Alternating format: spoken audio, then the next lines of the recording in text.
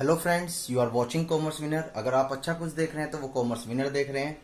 बेटा, इस क्लास में हम बहुत मोस्ट इंपॉर्टेंट कंसेप्ट सीखने वाले हैं जिसका नाम है आपका meaning of inventory turnover ratio. ध्यान से, ये सबसे ज्यादा क्वेश्चन पूछे जाते हैं एग्जाम में से और बहुत इंपॉर्टेंट है। हल्का सा टेक्निकल है, इसको हम रिवीजन कर करके प्रैक्टिस कर करके इसको सोल्व कर लेंगे। ठीक है, meaning of inventory turnover ratio. Ratio को स्टार्ट करने से पहले हमारा वही फंडामेंटल्स कि किस तरीके से इसका मैटर क्या होता है, व्हाट इज द रिलेशनशिप, क्या बताता है। रेशियो मैं आपको बता चुका हूं पहले से ही। अकाउंटिंग रेशियो इस वजह से कहा जाता है क्योंकि ये अकाउंटिंग की इंफॉर्मेशन से प्रिपेयर किया जाता है। ठीक है, इन्वेंट्री टर्नओवर रेशियो का मतलब क्या है? It is a relationship between cost of revenue from operation, यानी कि इसको हम कॉस्ट ऑफ गुड्स सोल्ड भी कह सकते हैं, एंड एवरेज इन्वेंट्री। मींस ये रिलेशनशिप बताता है किस किस के बीच में, कॉस्ट ऑफ गुड्स सोल्ड के बीच में और एवरेज इन्वेंट्री के बीच में। ये बात समझ में आती है? Cost of goods sold and average inventory के रिलेशनशिप के बारे में बताता है ये रेशो। ठीक है, अगर ये हाई है तो ये बेस्ट है कंपनी के लिए। क्यों बेस्ट है? क्योंकि अगर ये रेशो हाई आता है तो इसका मतलब ये होता है कि हमारी जो सेल है वो ज्यादा है, यानी कि सफिशिएंट है। अगर ये रेशो कम आता है तो हमारी सेल जो है वो सफिशिएंट नहीं है, इनसफिशिएंट है। इस वजह से ये high ratio is better for company, low is level is bad for company. ठीक है, इसका फॉर्मूला किस तरीके से कंप्यूट करना है हमको? Cost of goods sold average inventory. Sir, cost of goods sold क्या होता है, प्लीज बताओ ना। बेटा, अभी बताता हूं इसे, ध्यान से, अभी थोड़ी देर में एक्सप्लेन कर देता हूं। सर, ये एवरेज इन्वेंट्री भी बताओ ना एक बार। ये भी मैं अभी एक्सप्लेन कर दूंगा। ठीक है, जरा ध्यान से सुने। कॉस्ट ऑफ गुड्स सोल्ड का मतलब होता है कि वो गुड्स जो मार्केट में अवेलेबल है फॉर सेल के लिए। किसके लिए? सेल के लिए। तो यानी कि जैसे सपोज करो मेरे पास 100 पेन थे, 10 मैंने लिए और 20 बच गए, तो मार्केट में कितने गुड्स सोल्ड हो रहे हैं? सर, मार्केट में आपके गुड्स हो रहे हैं 80। कितने गुड्स सोल्ड हो रहे हैं?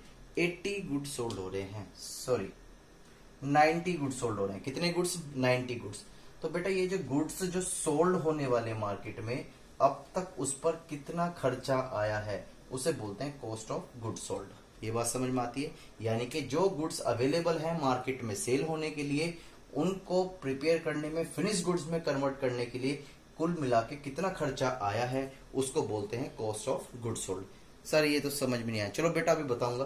एवरेज इन्वेंट्री का मतलब एक एवरेज बना रखा है, अजम्पशंस ले रखी है कि कम से कम अगर हम 100 पेन परचेज करते हैं तो 50 सोल्ड हो जाते हैं और 50 हमारे पास स्टॉक में बच जाते हैं। इस वजह से हम यहाँ एवरेज लेके चल रहे हैं। क्या लेके चल रहे हैं? एवरेज। तो ये बात समझ में आती है। इन्वेंट्री टर्नओवर रेशियो किसके रिलेशनशिप के बारे में बताता है?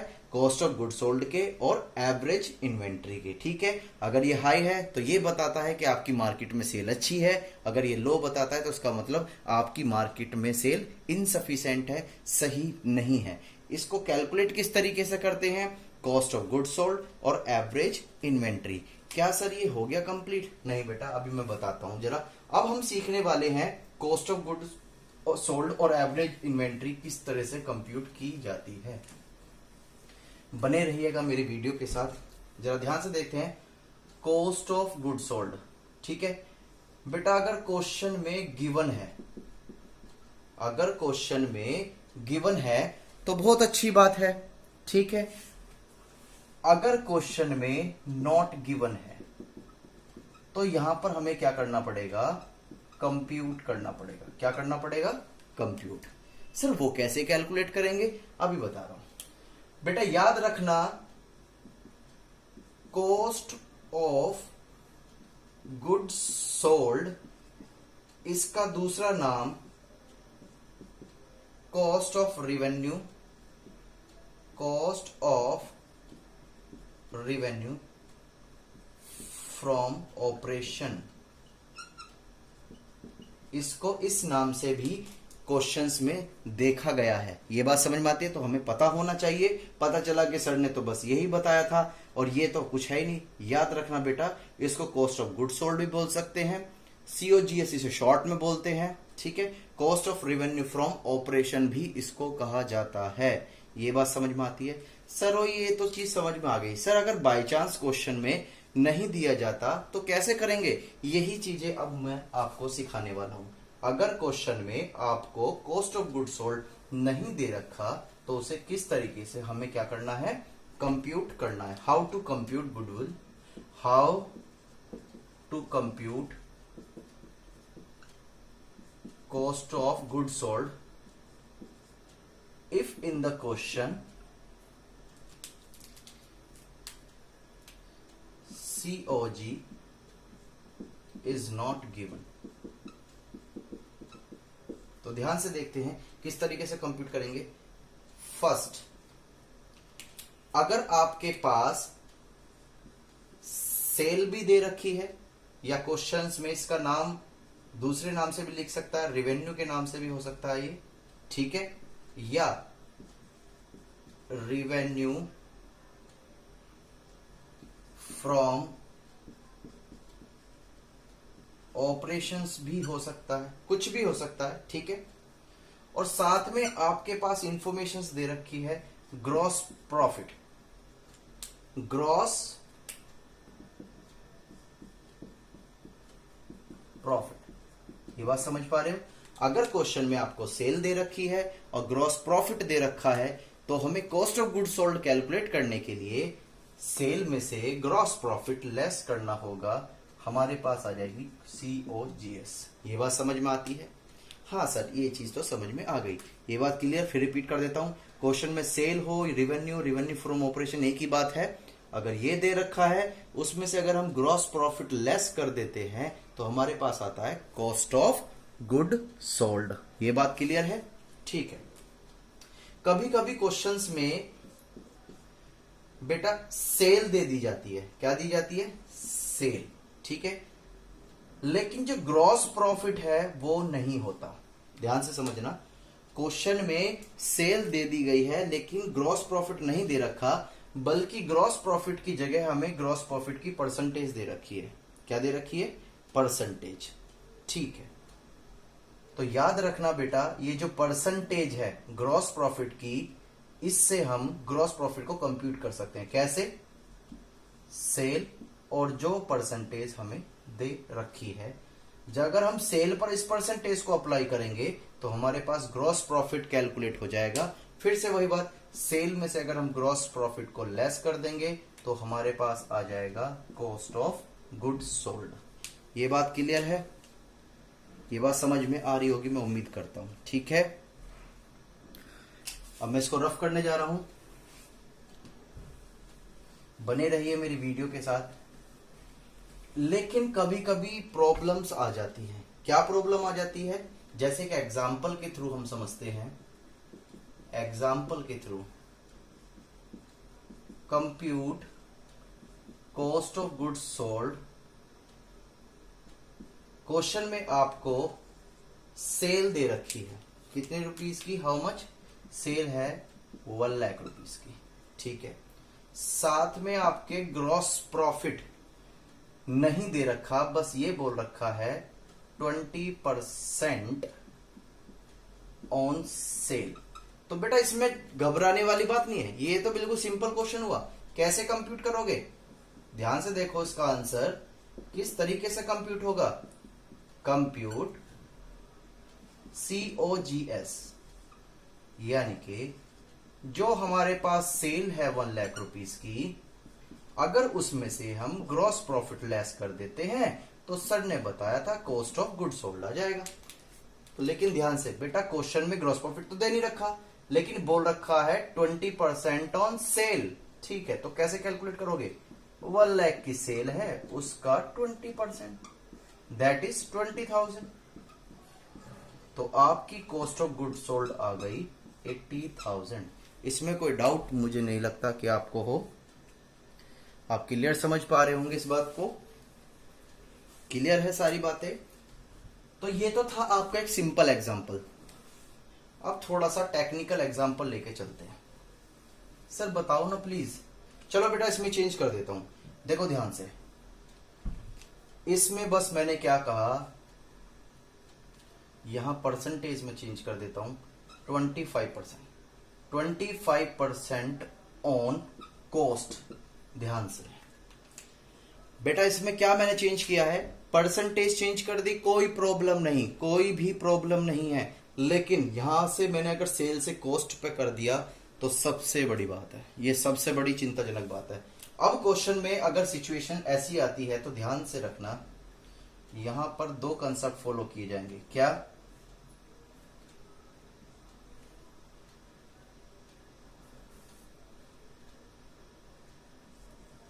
कॉस्ट से अगर हमें सेल पे जाना है सर, ये क्या, और सेल से अगर हमें किस पे जाना है, कॉस्ट पर। सर ये क्या हुआ, सर ये बता दो प्लीज, जरा ध्यान से देखना। बेटा यहां हमारे पास कॉस्ट दे रखी है क्वेश्चन में और हमारे पास क्या है, सेल। तो इसका मतलब क्या कि जो हमें परसेंटेज है वो सेल में कन्वर्ट करनी पड़ेगी। सर क्यों करनी पड़ेगी? बेटा मुझे वो बताओ, ये कॉस्ट है और ये सेल। सेल पता है कब आती है? जब आप कॉस्ट जितना भी खर्चा हुआ है मैन्युफैक्चर करने के लिए किसी प्रोडक्ट को, और उसमें आप प्रॉफिट ऐड कर देते हैं, तब बनती है सेल। क्या बनती है? सेल। तो मुझे बताओ, क्या कॉस्ट और सेल बराबर होती है? नहीं सर, सेल के अंदर तो प्रॉफिट होता है और कॉस्ट के अंदर खर्चे। तो इस वजह से बेटा इनका बेस इक्वल नहीं है। ये 25% कॉस्ट पर दे रखी है तो इसको हमें सेल पर कन्वर्ट करना होगा। तो मैंने यही सिचुएशंस दिखाई है आपको क्वेश्चन में। क्वेश्चन में क्या सिचुएशन दिखाई है कि कॉस्ट से अगर आपको सेल में कभी कन्वर्ट होना है तो आपको क्या करना पड़ेगा, ध्यान से देखते हैं। 25% प्रॉफिट जो दे रखा है, 100 प्लस का 25 इंटू का 100। सर ये क्या हो गया? बेटा ध्यान से, 25% आपको क्वेश्चन में दे रखा है, ठीक है, हाँ दे रखा है। 100 हमने जो है लेट अज्यूम कॉस्ट मान ली। क्या मान ली? कॉस्ट मान ली, कॉस्ट, ठीक है, और उसमें ऐड कर दिया प्रॉफिट। तो ये जो है 100 प्लस का 25, तो ये कितना आ गया? 125। कितना आ गया? 125। इसका मतलब क्या कि यहां पर एक फॉर्मूला बन जाएगा, परसेंटेज ऑफ ग्रॉस प्रॉफिट 100 और फिर यही वाली परसेंटेज इंटू का 100। ये बात समझ में आती है?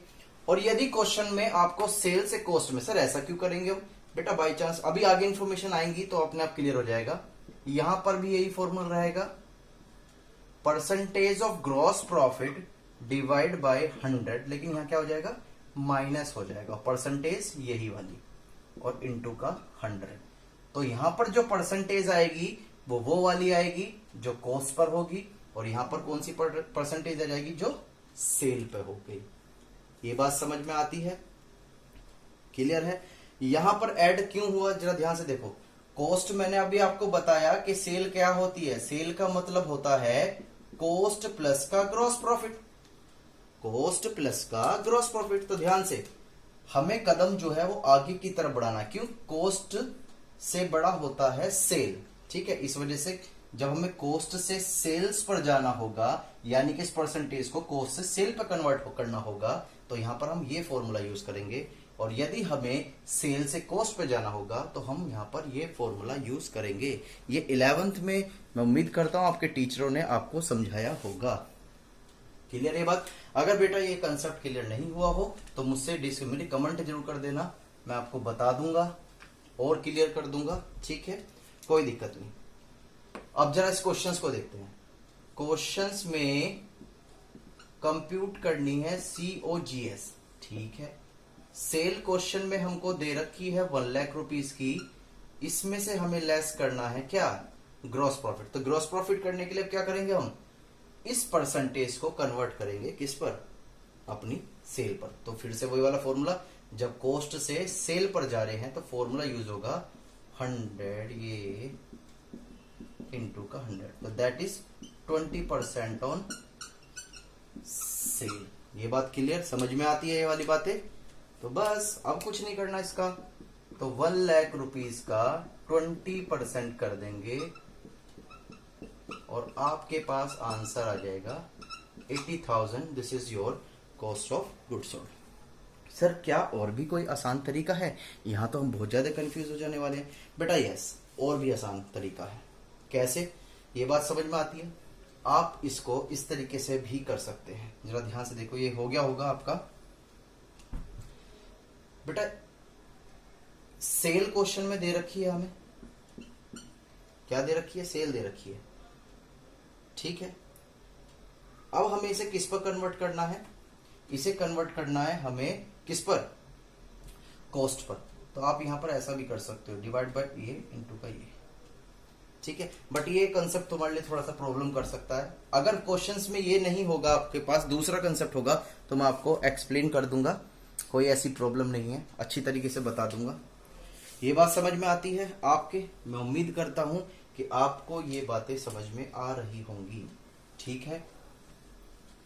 अब लेके चलते हैं दूसरा मेथड। एक तो मेथड हो गया, दूसरा किस तरीके से कर सकते हैं? इफ इन द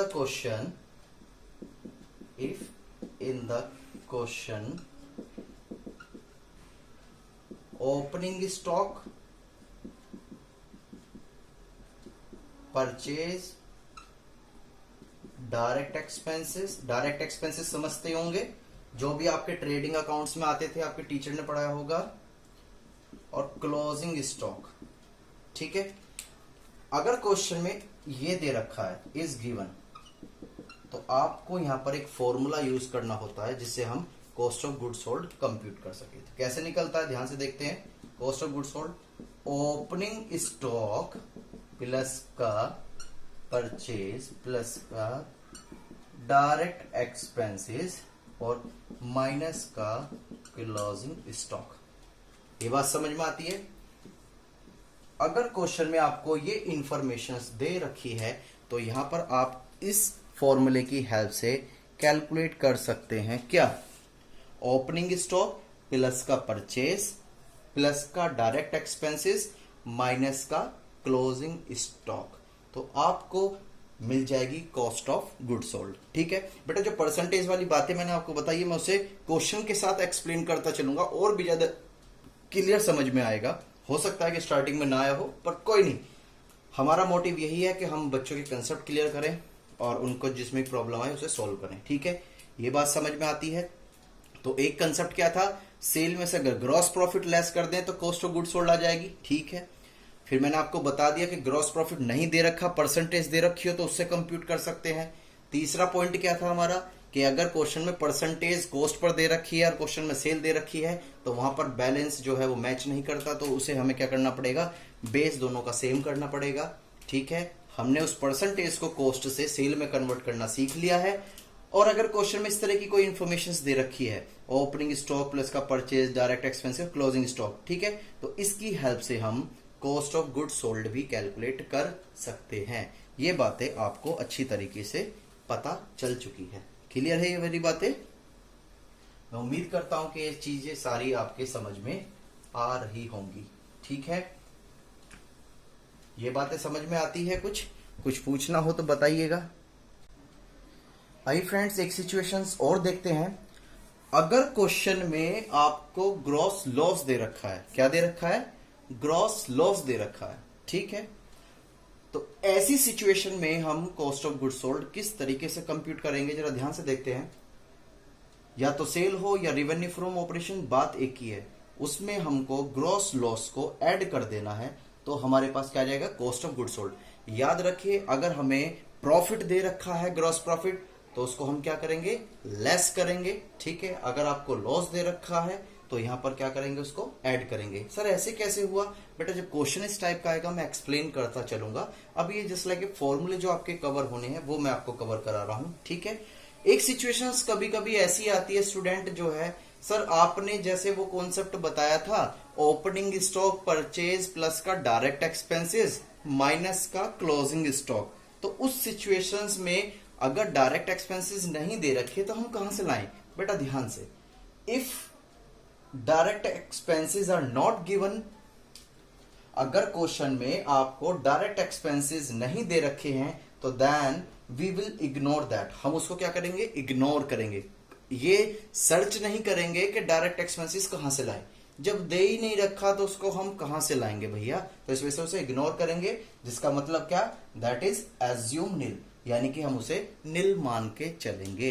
ये सिचुएशंस, ये बात समझ में आ रही है आपको, मैं उम्मीद करता हूं ये सिचुएशंस आप कवर करते जा रहे होंगे। क्लियर है।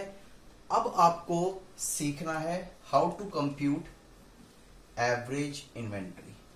हमें क्या चीज सीखनी है आपको, average inventory, how to compute average inventory. Sir ये क्या होता है बेटा, नाम अलग है स्टॉक का, बात स्टॉक ही होती है, तो ध्यान से, ओपनिंग स्टॉक प्लस का क्लोजिंग स्टॉक डिवाइड बाय 2। बस अगर क्वेश्चंस में आपको एवरेज इन्वेंट्री कैलकुलेट करनी है तो किस तरीके से करेंगे, ओपनिंग प्लस का क्लोजिंग, तो टोटल जितना स्टॉक है हमारे पास वो आ जाएगा और डिवाइड बाय 2 हो जाएगा, तो यहां से एवरेज इन्वेंट्री कैलकुलेट होके आ जाएगी। ठीक है।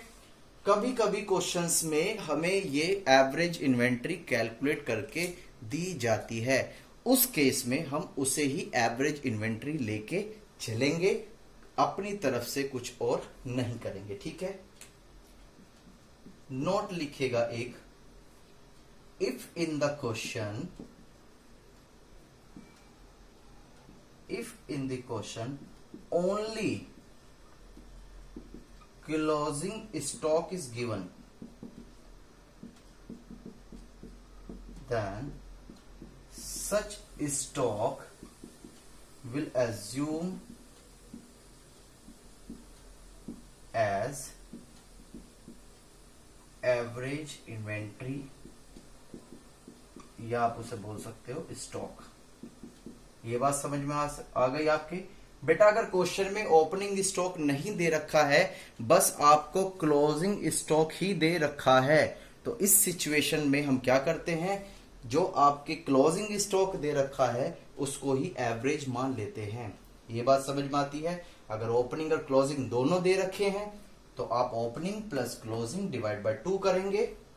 If in the question only, ध्यान से, only closing stock is given, तो then such stock will assume as average inventory या stock, उसको ही हम एवरेज मान लेंगे। यहां पर हमें कैलकुलेट करने की जरूरत नहीं पड़ेगी। हाँ बेटा, पर याद रखना है क्वेश्चंस कभी कभी ये सिचुएशंस दे देता है कि क्लोजिंग स्टॉक तो दे रखा है, ठीक है, लेकिन ओपनिंग स्टॉक कैलकुलेट करवा रहा है, तो यहां पर सिचुएशंस ये वाली नहीं लगेगी। ध्यान से, तो सर कौन सी लगेगी बेटा, जब हम क्वेश्चंस करेंगे मैं आपको क्लियर कर दूंगा सारी की सारी बातें। ये बात समझ में आती है, ये बात क्लियर हो पा रही है आपके? ठीक है, चलो इसको करिएगा